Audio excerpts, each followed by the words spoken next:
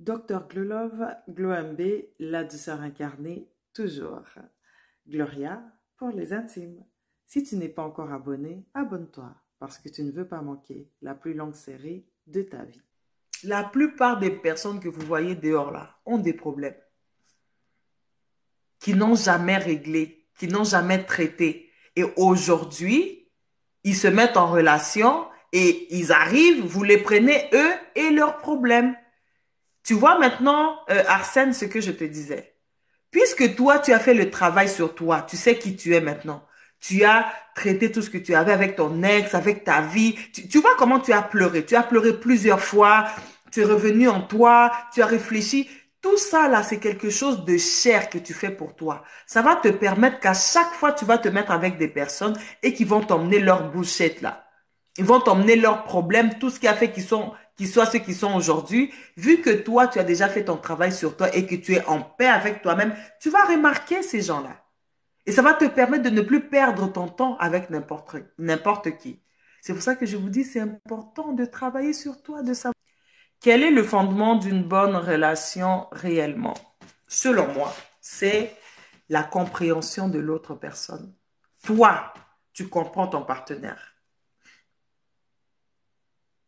Il y a beaucoup de choses, mais pour moi, les deux choses vraiment qui sont importantes, c'est tu comprends ton partenaire et tu as la volonté d'être dans cette relation.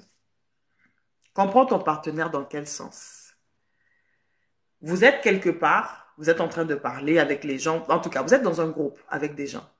Et à un moment donné, ton partenaire pique une crise, il s'énerve parce que telle chose, telle chose, telle chose. Toi, son partenaire, pas que tu vas aller soutenir ton partenaire, non, parce qu'il a dit ça, c'est ça, même si je le soutiens, même si c'est mauvais. Non, non, non, non, non.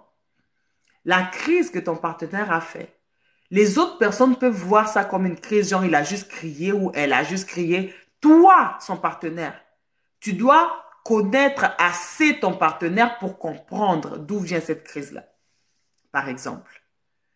Quoi d'autre encore? Comprendre ton partenaire. Comprendre certaines douleurs, certaines choses qui ont fait que ton partenaire soit la personne qu'elle est. Par exemple, si c'est une personne anxieuse, comprendre que c'est parce que elle a manqué l'affection de sa mère ou bien elle a vécu certaines choses, c'est pour ça qu'elle est anxieuse comme ça dans la vie. Si tu comprends ton partenaire comme ça, de un, et de deux, toi-même, tu as la volonté d'être dans cette relation. Tant que ces deux choses-là sont là, vous êtes capable de traverser des montagnes, vous êtes capable de tout faire au fait. Bien sûr, je ne parle pas de l'amour parce que l'amour, bon, c'est évident, mais ces deux choses-là, vous êtes capable d'aller loin. Sinon, dans une relation, il faut mettre le mental ou l'émotion en premier. Selon moi, il faut mettre le mental en premier. L'émotion est toujours là. Et l'émotion, quand ça vient, ça t'emporte. Mais d'abord le mental.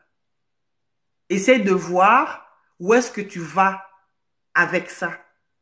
Étudie la personne, analyse la personne. Pardon, analyse la personne. C'est que la personne est en train de me montrer devant moi. Est-ce que ça fonctionne avec moi? Quand tu es sûr de ça, tu comprends la personne, tu sais que toi-même tu as la volonté d'être là. Après, c'est bon. Tu peux te laisser aller. Tu peux mettre les émotions, tu peux mettre les sentiments, mais prends d'abord le temps logiquement, de voir qu'est-ce que tu es en train de faire. L'amour, c'est une décision. Arrêtez de tomber dedans. C'est une décision. Tu peux décider que moi, cette personne-là qui est devant moi, telle chose, telle chose, telle chose, ça fonctionne pas avec ma vie. Je décide que je ne vais pas aimer cette personne. Même si tu sens que ton cœur, c'est doucou, doucou, doucou, ça va vers lui. Tu décides que tu vas pas aller vers cette personne. Parce que tu te protèges. Tu n'es pas obligé de tomber dans toutes les choses où tes émotions te disent d'aller. Surtout pour les femmes. Surtout pour les femmes. D'abord, pour commencer, on ne peut pas changer quelqu'un. Tu ne peux changer personne. Tu ne peux pas changer ton partenaire. Tu ne peux pas changer ta mère. Tu ne peux pas changer ton père. Tu ne peux pas changer ton enfant. Tu peux changer personne. La seule personne qui peut changer cette personne, c'est elle-même et Dieu. Si un jour, cette personne-là traverse un truc dans sa vie, comme une fois je disais ça comme ça, puis une dame a dit, non, non, non, moi, mon mari, on était ensemble, et là, il n'arrêtait pas de me tromper, il faisait telle chose, et puis à un moment donné, il a changé, je faisais des prières, ceci, c'est là. Écoutez, si ton mari a décidé de changer à ce moment-là, et que toi, tu faisais des prières, ou bien toi, tu l'acceptais, nanani, ça coïncide seulement avec quelque chose qui est arrivé où lui-même a décidé de changer. Où c'est l'intervention divine vraiment qui est allée dans sa vie. Mais même là, ça prend sa volonté. C'est pas toi qui as changé ton mari.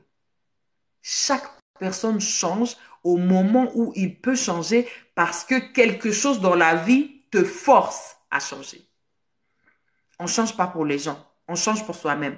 Si tu veux, par exemple, draguer une femme, puis tu décides de changer parce que tu veux draguer cette femme, tu changes pour toi parce que la personne qui va plaire à cette femme-là, c'est pas toi, c'est une autre personne. Donc, tu changes pour devenir une autre personne et cette personne-là va aller plaire à la femme. On ne change pas pour les gens, on change pour soi.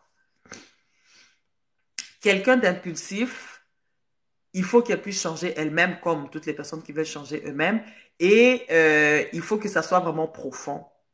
Il faut qu'il puisse comprendre pourquoi tu es une personne impulsive. Parce que toutes les choses que nous faisons dans notre vie, c'est parce que nous avons été influencés par quelque chose, par quelqu'un quelque part.